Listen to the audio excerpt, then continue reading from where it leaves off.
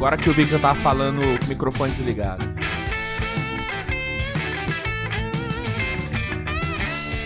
Foda, né?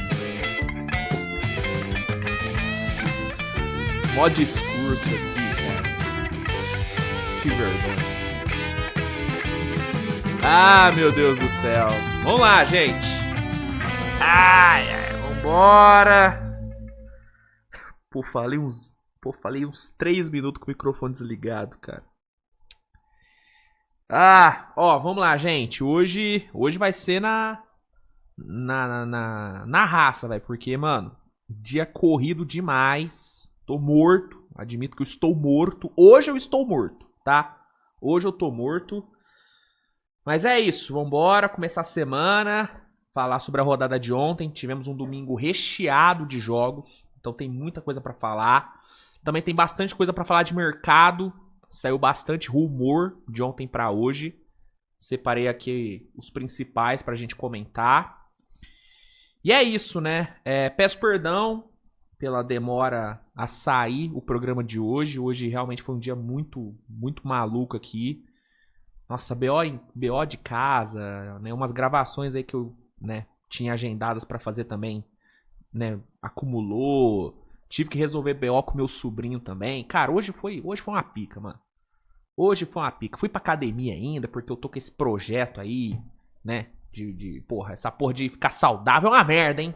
Caralho, que merda essa porra de ficar saudável. Puta que pariu. Enfim, o dia hoje foi foda, mas vambora. Vambora, temos que trabalhar, porque tem que fazer a máquina girar, não tem jeito. Tem que fazer a máquina girar. Então vamos aqui trabalhar, vamos falar sobre os jogos de ontem, depois a gente fala sobre o mercado. Antes só peço para que você deixe seu like, se inscreva no canal, compartilhe o conteúdo, que é sempre muito importante. Não se esqueça de dar uma conferidinha lá nas promoções da Centauro.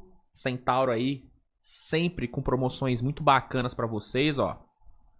Várias ofertas aqui na seção de basquete. Várias ofertas aqui, ó. Lucas77, 11% de desconto. Immortality 4 por 38% de desconto, né? Tênis da linha do Yannis, enfim. Muita opção bacana que é o LeBron Witness 8, 46% de desconto, bicho. R$ 539,99. O preço tá muito bom. Uma coloray linda, inclusive, né? Então, dá uma conferidinha aqui na Centauro e usa o cupom SWISH10, né? Porque usando o cupom SWISH10, você garante um desconto de 10%. Então aproveita, bota o cupomzinho SWISH10, maiúsculo, tudo junto, que aí você garante esse desconto maravilhoso. Obrigado, Centauro, pela parceria. E vamos aqui para a edição de hoje, edição de segunda-feira do Swish TV Show, dia 12 de janeiro, hein? Já chegando aí na metade do mês. Que isso, o tempo tá voando. Vambora, roda a vinheta e aí na volta a gente já começa a falar sobre os jogos de ontem. Vai! Vambora, gente. Deixa eu colocar aqui na tela. Deixa eu botar aqui na tela.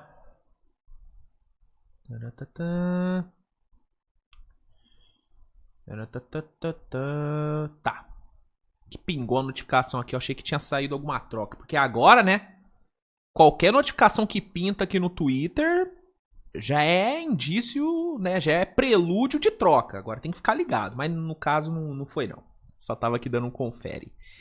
Vamos lá, gente. Vamos começar aqui então falando sobre o jogo que abriu o domingão de NBA, que foi Pelicans e Magic, né?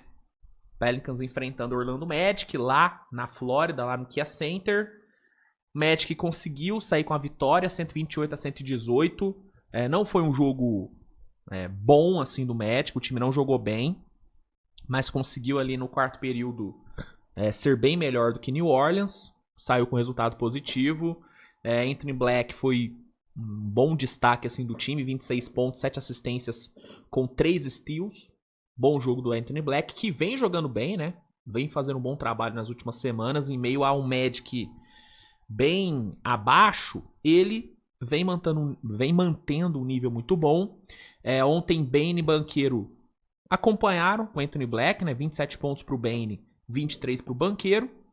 E aí o time saiu com a vitória. Bitats e Tristan da Silva também fizeram um jogo ok.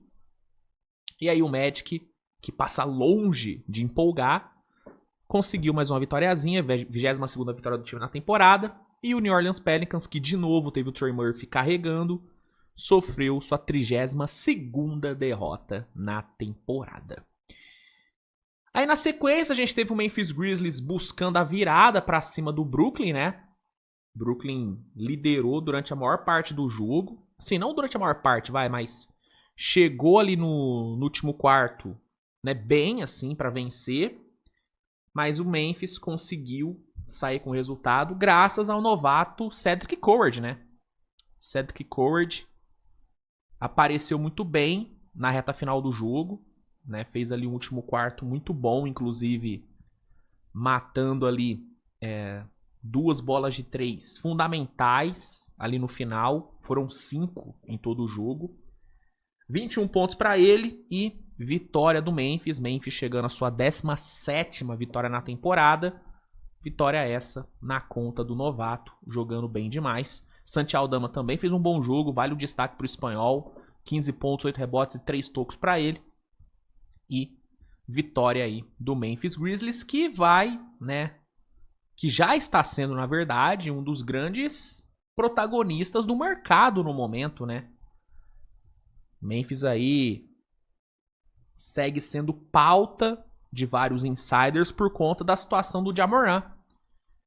Inclusive, a notícia que saiu hoje do Tim McMahon foi a seguinte, notícia que né, meio ruim para Memphis no caso, né?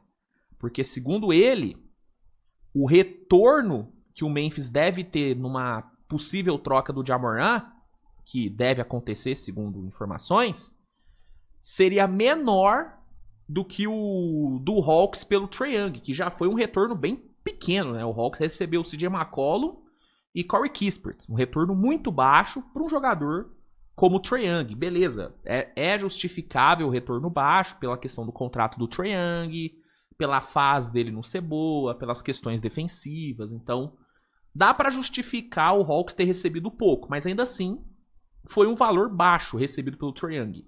E segundo o McMahon, o retorno do Memphis pode ser ainda pior. Ele fala o seguinte, abre aspas: todos naquela arena e no vestiário querem se livrar dele, e o sentimento é mútuo. Chegou a um ponto em que a carreira de Ja Morant não pode continuar em Memphis, né? Então, situação bem complicada, parece que realmente não tem como voltar atrás. Ele deve sim ser trocado. E por ter essa necessidade dele ser trocado, por Memphis querer se livrar dele logo, pode ser que o retorno não seja muito bom, porque o mercado, sabendo que Memphis vai se livrar dele de qualquer jeito, o mercado não vai ser muito generoso, né? Porque é aquilo, oferta e demanda. Memphis tá aí dando o Ja Morant, tá entregando o Ja Morant pra quem quiser. Então não tem por que os times se dedicarem muito em fazer uma baita proposta. Até porque o valor do Ja Morant por si só é um valor que não é dos maiores, né? Diferente do Trae Young, que apesar de todas as questões, é um cara que não tem um histórico tão grande de lesões, se machucou nessa temporada, perdeu bastante jogos, vai perder ainda vários outros, mas não é algo corriqueiro da carreira do Trae Young. O caso do Ja Morant é diferente. O Ja Morant vem de 3 anos aí onde ele não conseguiu jogar, basicamente. Né? Ora por lesão, ora por suspensão, mas ele fica de forma corriqueira fora de ação. Né? Então, além de toda a questão de personalidade dele, problemas extra-quadra, é um cara que fisicamente é muito questionável, não passa confiança. Então, realmente, essa informação do McMahon, ela realmente condiz com a realidade. O valor do Ja Morant no mercado é muito baixo. Talvez menor mesmo do que o do Trae Young. Talvez, né? Além de ter toda a questão de ter um contrato muito alto, enfim. Contrato muito caro, no caso. Então, essa informação do McMahon, ela é totalmente condizente com a realidade e eu acho que Memphis realmente vai sair no prejuízo. Assim, prejuízo entre aspas, porque não é como se o Ja Morant estivesse dando um retorno espetacular assim pro time, né? Vamos falar bem a verdade. Né? A saída do Ja Morant, olhando pro ambiente assim de Memphis e tudo, talvez seja até mais benéfica do que qualquer outra coisa. Talvez o grande retorno que Memphis tenha com a troca do Ja Morant seja de fato sair o Ja Morant, tirar ele do time. Enfim, vamos ver o que vai acontecer. Fato é que o torcedor de Memphis é melhor não esperar um retorno muito bom pelo menino Morango não, tá? Porque o retorno pode ser pior do que o Hawks teve no Trae Young, tá? Na sequência, deixa eu tirar aqui. A gente teve um jogaço entre o Raptors e Sixers. Jogo bom pra cacete entre os dois. Pegado, né? Indo pra prorrogação, com o Maxey, destruindo ali no final do quarto período. Aí veio a prorrogação, trocação entre os dois times, Edicombe empatando ali no final e tal, Moran Boys brilhando. E aí no fim dessa loucura, Toronto saiu vitorioso, vitória por 116-115. Scottie Barnes e Moran Boyles foram os grandes nomes dessa baita vitória de Toronto, né? Scottie Barnes veio para 31 pontos, 6 rebotes, 7 assistências. O quarto jogo de mais de 30 pontos dele na temporada, tendo um ano incrível o Scottie Barnes. E o Moran Boyles, velho, simplesmente 17 pontos, 15 rebotes, 3 roubos de bola e 3 tocos, cara. O primeiro 15-15-3 com 3 mais tocos e 3 mais roubos na história do Toronto Raptors, uma statline inédita por parte do Moran Boyles. E o primeiro calouro com um jogo de 15 pontos, de pelo menos, né, 15 pontos, 15 rebotes, 3 assistências, com mais de 3 tocos, mais de 3 rebotes, desde David Robinson em 1990, cara. Então, uma atuação realmente colossal do Moran Boyles, aparecendo muito bem no clutch. Cara, jogaço. Jogaço do novato, ele que tem que começar a subir mais no ranking de melhor novato da temporada, né? Eu sei que, né, Knipel e Cooper Flag estão tendo anos, né? Tendo anos, né? Sou estranho, né? Quinta série vai à loucura. Mas estão tendo temporadas melhores do que a do Moran Boyles.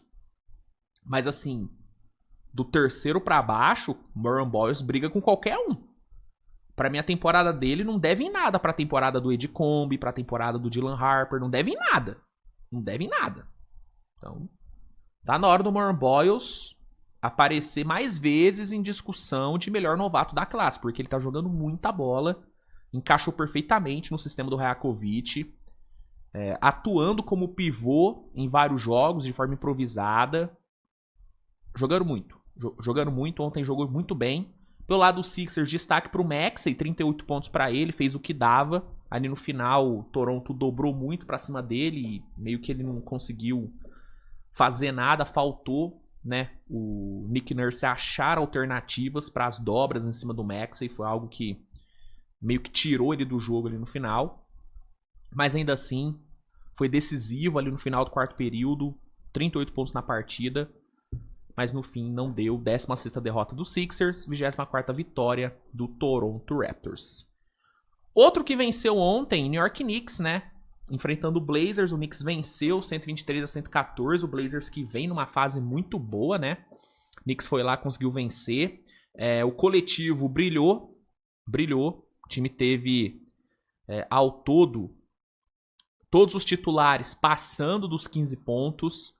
Né, Jalen Brunson veio para 26, Anunoby para 24, Towns para 20, Mikal para 18 e Josh Hart voltando de lesão também com 18 pontos, né? Inclusive o Josh Hart é o grande termômetro desse time do Knicks. Com ele em quadra, o Knicks tem 29 de campanha, 20 vitórias e só 9 derrotas. Ele como titular são 12 vitórias e só 3 derrotas. Sem ele, 5-5. 5-5. Inclusive, nessa sequência de 8 jogos que ele ficou fora, o Knicks ganhou 3 e perdeu 5 jogos. Então, a volta dele, obviamente, teve um impacto gigante. Gigante. Ele é o coração desse time. E ontem, a gente viu isso na prática, com o Knicks vencendo um Blazers que vinha de 5 vitórias seguidas. Baita resultado pro Knicks. Fora de casa ainda, tá? No Moda Center, o que deixa a vitória ainda mais, né, grandiosa. Aí a gente teve Minnesota e San Antonio. Acho que não preciso me estender muito nesse jogo, porque eu já fiz vídeo sobre. Mas foi um jogo muito bom. Foi um jogo onde San Antonio liderou durante a maior parte do jogo. Só que no final, ali no quarto período, Minnesota encaixou a marcação. O Julius Randle fez um trabalho incrível em cima do Embi. Inclusive na posse derradeira, trancou o Wembanyama.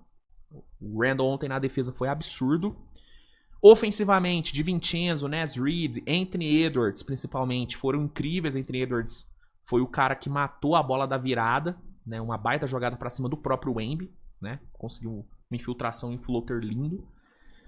E aí Minnesota conseguiu tirar 19 pontos de diferença, né? Tirou uma desvantagem de 19, saiu com a vitória em casa, chegando à sua 26ª vitória na temporada.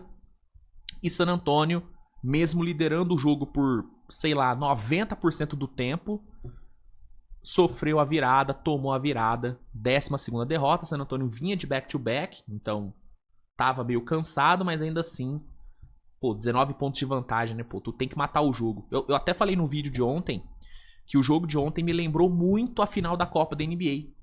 Né? San Antonio também liderou aquele jogo inteiro, basicamente, né? Melhor do que o Knicks durante todo o jogo, mas não girou a faca. E aí foi onde o Knicks se criou e conseguiu a virada. Ontem foi bem parecido.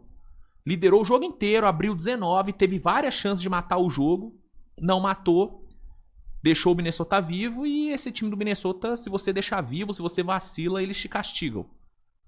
Minnesota fez o que fez, baita resultado, baita virada, vitória justíssima. Thunder venceu ontem também. Ontem o gigante venceu o Miami Heat em casa, 124 a 112. Oklahoma chegando à sua 33ª vitória na temporada. Não foi um jogo maravilhoso, não foi um jogo esplêndido de Oklahoma. De novo, o perímetro foi horrível. Mas, pelo menos, teve ali um coletivo ofensivamente melhor, né? No geral, assim, o Shea jogou muito bem, J-Dub jogou bem, Chet jogou bem. O time teve a volta do Jalen Williams, que foi muito importante, vinha fazendo bastante falta. Então, assim, venceu, mas de novo, aquela vitória que não brilha os olhos, né? Tipo, o primeiro tempo do Thunder foi ruim. O Thunder foi pro intervalo perdendo, né? O Thunder foi realmente assumir o controle do jogo na reta final do terceiro quarto. E aí sim, aí desgarrou, aí Miami não conseguiu voltar. Mas, assim, uma atuação que não empolga. Vai pegar amanhã o Spurs de novo, quarto jogo contra o Spurs. Vamos ver. Spurs vindo de derrota. O Thunder, né, mesmo sem convencer muito, tá embalando vitória. Tá embalando vitória seguida. Vamos ver. Não tô ansioso pro jogo de amanhã. Admito que eu não tô ansioso, mas eu tô, sei lá, curioso, vai. Ansioso eu não tô não, porque depois de 3 derrotas pros caras, tem como estar ansioso. Mas eu tô curioso pra ver se o Thunder vai conseguir, né, apresentar algo diferente, né? Enfim, ontem venceu, beleza, mas como torcedor, vitória que não empolga. Até porque o Heat vem jogando mal, né?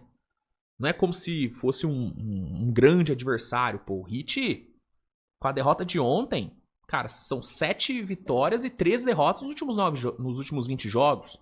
São 3 derrotas seguidas, são 4 derrotas nos últimos 5 jogos. Então, assim, Heat também tá numa fase horrível.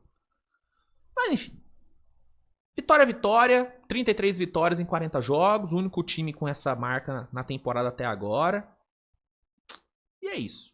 Feliz pelo Shea, né? Que ficou fora do último jogo. Que o Thunder venceu com as reservas ali, o J-Dub brilhando. Voltou bem e tal, ainda bem. E que venha San Antonio de novo, né? Vamos ver o que...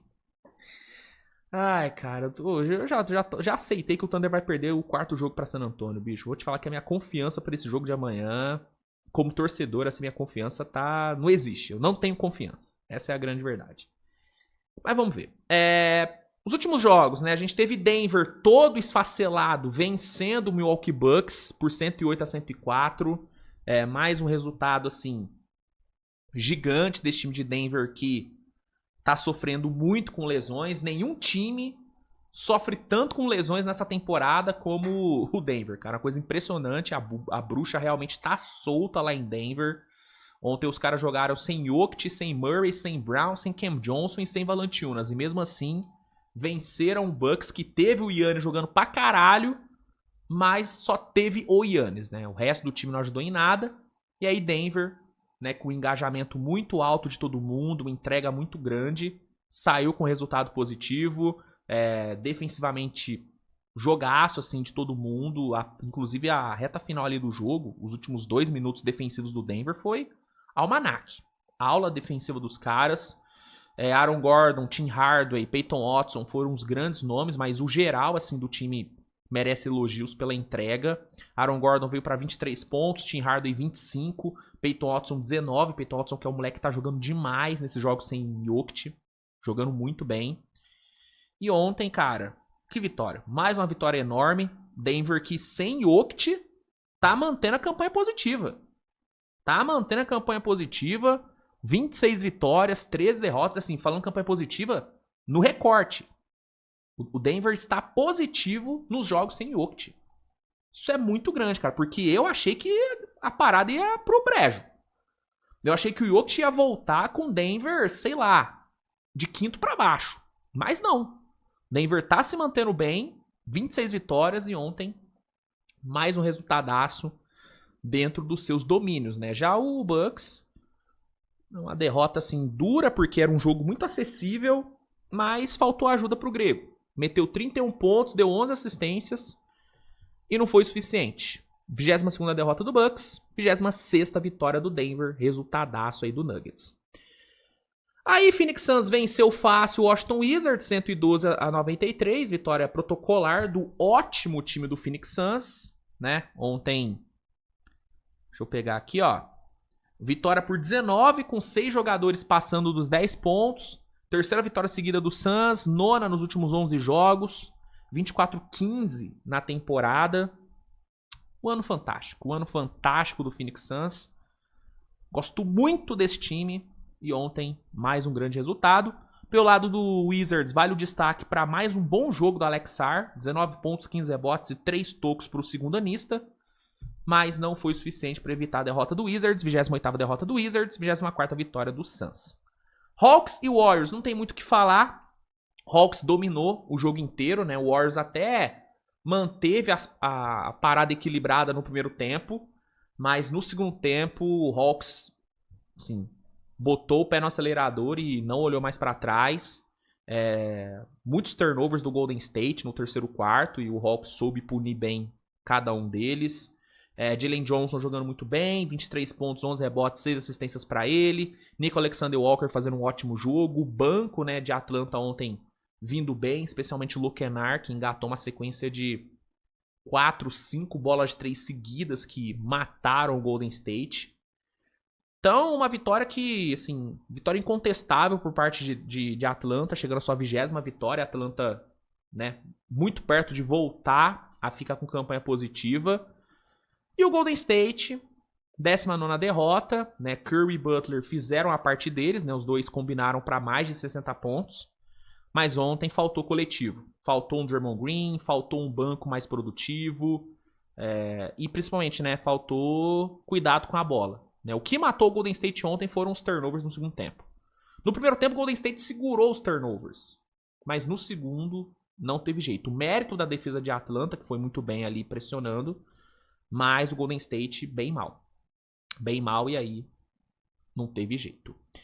E encerrando a rodada, a gente teve o Houston de novo, né? Decepcionando. O Houston vivendo um momento muito ruim na temporada. E ontem conseguiram a proeza de perder de novo pro Kings, né? Porque o Houston já havia perdido pro Kings. Inclusive, Houston é o único time na temporada que perdeu 2 vezes pro Kings. É o único time, tá? E ontem perdeu de novo, cara. 111-98, né? Inacreditável o Houston Rockets. Mais uma atuação patética desse Houston que vem jogando mal demais. Eles tiveram o Şangun voltando, hein? Şangun voltou, mas não mudou nada, cara. O time segue horrível. O ataque é realmente uma coisa insalubre. Inclusive, ó. Peguei aqui, ó. Pegando o recorte aí de 5 jogos, Houston tem a pior eficiência ofensiva da história da NBA, cara. É a pior eficiência da história da NBA em um período de 5 jogos, cara. É surreal. 23,4% de eficiência em 188 tentativas, mano. Surreal o quão ruim é esse ataque. É um time que não consegue matar uma bola de 3. Não consegue. Assim, nem se a vida do jogador de Houston dependessem de acertar uma bola de 3, eles conseguem. É surreal. É surreal o desempenho de Houston. E aí eu tô falando de eficiência a bolas de 3, tá? Só pra deixar claro, né? 23,4% de eficiência e 188 bolas de 3 tentadas nos últimos 5 jogos, assim. É ridículo o quão ruim é esse time. Se não é o Durant carregando, esse time não consegue fazer nada, cara. Não consegue fazer nada, né? As únicas coisas boas desse time de Houston é o Durant em isolation, o Şengün no post e o Aman Thompson em transição. Inclusive, o Aman Thompson ontem fez um bom jogo. Muito bom jogo. Só. De resto, nada funciona. É um time que não consegue rodar a bola, que não sabe rodar a bola, não tem movimentação fora da bola também. A divisão de arremesso desse time é horrível. Prova disso é que o Jabari tem mais arremessos tentados do que o Durant, que é o bizarro. É bizarro uma coisa dessa. Né, as rotações do Udoka não fazem nenhum sentido. A forma como ele abdica de usar o Rich Shepard como armador titular, assim, só não faz sentido. Só não faz sentido. Tipo, é nítido que o ataque de Houston funciona muito melhor quando tem o Rich Shepard como titular. Ele não bota. Ontem ele jogou 15 minutos. Rich Shepard jogou 15 minutos. E aí você vai ver Jabari, jogou 33. Entendeu? Você vai ver Josh Okogie, que vem sendo nulo, jogando 9 minutos. Faz sentido, cara. Não faz sentido o que o Udoka tá fazendo. Na minha opinião, sim, é o pior trabalho da temporada. Ainda mais considerando o elenco que ele tem nas mãos. É vergonhoso o jogo que Houston pratica, tendo os jogadores que tem. E pra mim, eu já falei uma vez e repito. Enquanto o Houston não demitiu o Udoka, esse time não vai pra frente. O que pode salvar a temporada de Houston é a demissão do Udoka e a contratação de um Michael Malone, por exemplo. Se Houston não demitir o Udoka, não vai conseguir ir pra frente. Inclusive, corre risco de nem ir pro playoff direto. Se a temporada terminasse hoje, Houston tava no play-in, tá?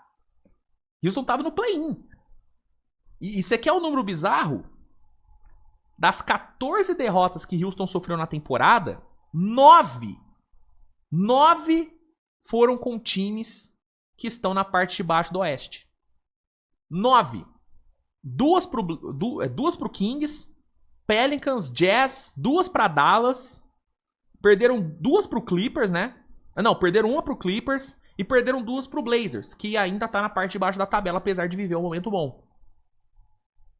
É assustador, cara. É assustador o quão ruim é esse time de Houston. 1-4 nos últimos 5 jogos, bicho. E além de tudo, é um time que, quando pega um adversário considerado mais fraco, joga pior. Joga pior. Tipo, o nível de intensidade de Houston nos jogos contra times de campanha negativa é baixíssimo. É um time que joga pau mole contra esses times, porque acha que vai ganhar na base do talento e não tá ganhando. E não tá ganhando. Entendeu? Então, cara, é um momento horrível. O momento pede sim um alerta de urgência. Cara, Houston não passa de 110 pontos marcados desde o dia 1º, cara. Desde o dia 1º. É inacreditável, cara. Assim, é realmente inacreditável. E igual eu falei, se não demitir o Udoka, as coisas não vão melhorar. Não vão melhorar. Não tem jeito. A demissão do Udoka passou de algo que, pode demitir pra ver se melhora. Passou disso pra, se não demitir, vai dar merda. Se não demitir, vai dar merda. Tá? Ai, ai, é bizarro. Realmente bizarro. E o Kings não tem nada a ver com isso. Foi lá, venceu e tal. Uma vitória que não muda nada a realidade do Kings, mas é legal vencer, né? De vez em quando é legal vencer. Cara, pra gente encerrar aqui, eu quero trazer 3 informações de mercado, né? Pra fechar. Primeira delas é sobre pivô em Boston, né? Boston tá tendo uma campanha incrível, jogando muito bem, né? Brigando pelo topo do leste. E é um time que tem uma carência grande na posição de pivô e que tá querendo suprir essa carência, né? Boston que já tá muito bem, quer ficar ainda melhor, melhorando o seu garrafão. E segundo o Brett Siegel, os principais alvos de Boston pro garrafão seriam esses, ó. Ivica Zubat, Daniel Gafford, Robert Williams e Darren Sharp, tá? Esses 4 pivôs estariam na mira do Celtão. Celtão que tem alguns ativos interessantes, né? Como o Anfernee Simons, que vem fazendo uma temporada muito boa. Dá para conseguir, né, montar um pacote bom ao redor do Simons. E esses 4 nomes são nomes incríveis, assim. Os 4 eu acho que dariam super certo no sistema do Mazzulla. Talvez o Gafford seja o que mais encaixaria pelo atleticismo, pela proteção de aro. Acho que talvez ele. O Robert Williams já jogou no Celtics, então trabalhou com o Brad Stevens, né? Então acho que poderia dar certo. O Zubat seria uma opção muito boa, mas acho que o Clippers vai cobrar muito caro pro Zubat, então talvez não seja tão acessível. Talvez o Gafford seja o que melhor combina encaixe e acessibilidade. Acho que o Gafford é bem mais acessível do que o Zubat. Mas eu também gosto do Darren Sharp, tá? Acho que é um jogador subestimado, inclusive. É um cara bom, que tá lá escondido no Nets. Acho que ele num time melhor pode subir bastante produção. Enfim, são ótimas opções. Brad Stevens tá aí no mercado. E, cara, qualquer um que vier vai ajudar muito. Porque, apesar de eu gostar do Keita e do Luka Garza, cara, é inegável que, assim, se você falar, Luiz, qual que é a principal fraqueza do time do Celtics? É o garrafão. Garrafão é o grande calcanhar de Aquiles desse time. E aí, suprindo, né, essa carência, e tendo a volta do Tatum, que deve rolar em março, talvez, cara, esse time vai chegar na ponta dos cascos no playoff, mano. E aí segura. O Celtics jogando do jeito que tá jogando, com o Jaylen Brown jogando no nível MVP, com o Tatum voltando e com o garrafão reforçado, com o Gafford da vida, um Zubat, que seja, Celtão sobe de nível demais, tá? Demais. Então, olho no Celtão, no mercado de pivôs. E olho também na situação do Comingão. Porque é o seguinte, saiu agora a informação do Jake Fisher, informação de agora, que o Los Angeles Lakers, sim, Leicão da Massa, está monitorando a situação de Jonathan Kuminga, tá? Jake Fisher fala que o Lakers está de olho aí no mercado de 3&Ds, e o Kuminga estaria aí no radar do Lakers. Kuminga que não é um 3&D e tal, mais por essência, mas é um ala que consegue matar suas bolinhas e tem um atleticismo bizarro e que tá disponível para troca. Então, faz sentido o Lakers estar de olho nele, mas eu vou te falar que eu acho difícil o Lakers conseguir, tá? Eu acho difícil. O Kuminga, o Warriors não vai trocar o Kuminga para um rival de conferência, né, sem cobrar o máximo possível. E eu acho que o Lakers não vai estar disposto a dar o que o Warriors quer. Que o Warriors vai querer a primeira rodada do Lakers. Será que o Pelinka vai abrir mão da sua primeira rodada pelo Kuminga? Quem que ele vai usar para bater salário que iria convencer o Golden State a trocar o Kuminga? Qualquer nome que não seja Austin Reeves, eu duvido que o Warriors vai aceitar. Eu duvido que o Warriors vai aceitar um pacote pelo Kuminga com Gabe Vincent, Dalton Knecht, Hashimura. Duvido. Então, assim, o Lakers tá de olho, mas conseguir, aí já é outros 500. Eu acho que o Lakers não consegue o Kuminga. Quem pode conseguir o Kuminga é o Brooklyn Nets. E aí, pra dar o gancho aqui pra última notícia, segundo aqui o Brett Siegel, o Warriors tá com um pacote pronto envolvendo o Kuminga para enviar para Brooklyn pelo Michael Porter, tá? A informação é essa. Segundo o Brett Siegel, a oferta do Golden State pro Nets seria Kuminga, Muri, Buddy Hield e uma first, tá? Esse seria o pacote do Warriors pelo Michael Porter. Ele fala que o Warriors não quer envolver mais uma escolha, não quer envolver mais uma pique. E essa é a proposta. Uma proposta que, assim, eu não acho ruim, tá? Mas eu acho que pelo valor que o Michael Porter tem hoje no mercado, pelo que ele tá jogando, eu acho que o Nets consegue coisa melhor, tá? Sinceramente, eu acho que o Nets consegue coisa melhor. Inclusive, acho que tem certos times, como por exemplo um Bucks da vida, que pode montar um pacote melhor do que esse. Até porque a pick do Bucks, ela tem mais valor do que a do Golden State, né? Eu acho, né? Então, assim, Bucks pode montar um pacote melhor. O Spurs pode montar um pacote muito melhor. Inclusive, eu acho que o Michael Porter se encaixaria muito bem nesse time do Spurs. Mesmo com as questões defensivas dele, cara, ofensivamente ele ajudaria demais o espaçamento de San Antonio, que é um dos grandes problemas do time, né? O próprio Thunder, é que o Thunder não vai entrar na briga pelo Michael Porter porque o Sam Prest acha que tá tudo bem e acha que não precisa de troca. Mas se o Thunder quisesse, montaria um pacote muito bom pelo Michael Porter. E eu gostaria, tá? Eu sou fã do atleta Michael Porter Jr.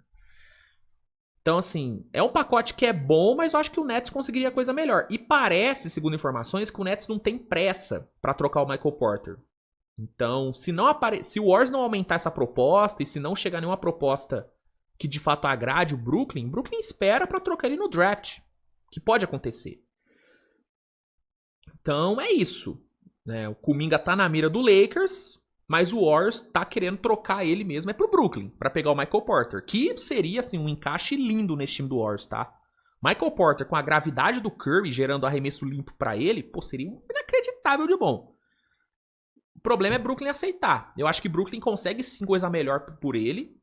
Se o Warriors colocasse mais uma first, aí eu acho que Brooklyn balançaria. Porque, pô, 2 firsts, Kuminga, aí, beleza, a brincadeira é outra. Mas o ponto é o Warriors querer botar mais uma, né? Aí fala também, né, que o Trey Murphy e o Herb Jones seriam outros na mira do Warriors, mas, sinceramente, o Trey Murphy ele tem um valor até maior do que o Michael Porter. Então, se o Warriors não tá querendo abrir mão de mais de uma pick, não vai pegar o Trey Murphy nunca. Que hoje o Trey Murphy, na minha visão, vale tranquilamente 3 firsts.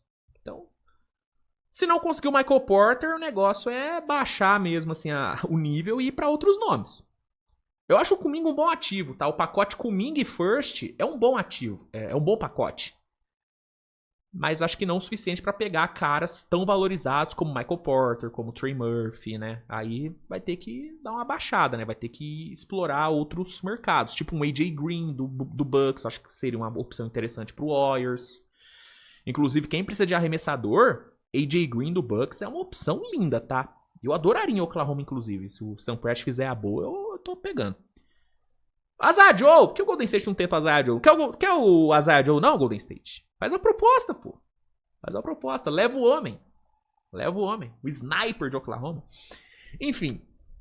Informações são essas, tá, gente? Essas são as informações de mercado que eu separei. Qualquer atualização eu trago pra vocês aqui. E é isso, gente. Obrigado pela sua audiência. Peço desculpas de novo pela demora, né? Era pro programa ter saído mais cedo, mas hoje realmente não deu. Hoje foi foda. Mas antes tarde do que nunca, né? Antes tarde do que nunca. Obrigadão pela audiência, tamo junto. Beijo no seu coração e até a próxima, galera. Tchau.